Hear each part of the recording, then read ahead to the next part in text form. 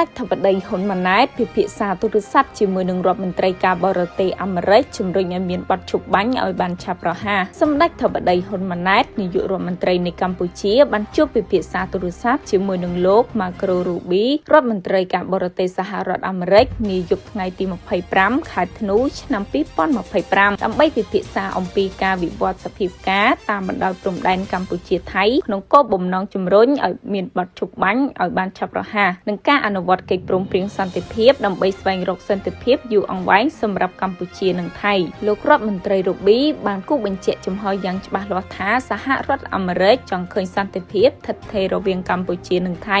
និងខិតខំជំរុញឲ្យមានបទឈប់បាញ់ឲ្យបានឆាប់តាមដែលអ្វីធ្វើទៅបានសម្ដេចបវរធិបតីបានបញ្ជាក់ជាថ្មីអំពីការប្រកាន់ភ្ជាប់យ៉ាងម៉ឺងម៉ាត់របស់កម្ពុជាក្នុងការបន្តអនុវត្តតាមស្មារតីសេចក្តីថ្លែងការណ៍រួមទីក្រុងកូឡាឡាំពួរនិងសង្ឃឹមថាភាគីទាំងពីរនឹងបន្តធ្វើការជាមួយគ្នាស្របតាមកិច្ចព្រមព្រៀងដែលមានបើតាមសម្ដេចធិបតីកម្ពុជាជាបន្តរក្សាជំហរក្នុងការដោះស្រាយបញ្ហាព្រំដែនដោយសន្តិវិធីដោយអនុលោមតាមកិច្ចព្រមព្រៀងនិងយន្តការដែលបានឯកភាពគ្នានាពេលកន្លងមករួមទាំងសេចក្តីថ្លែងការណ៍រួមទីក្រុងកូឡាឡាំពួរដើម្បីដោះស្រាយបញ្ហាព្រំដែនកម្ពុជាថៃនិងកសាងសន្តិភាពយូរអង្វែងរវាងប្រទេសទាំងពីរ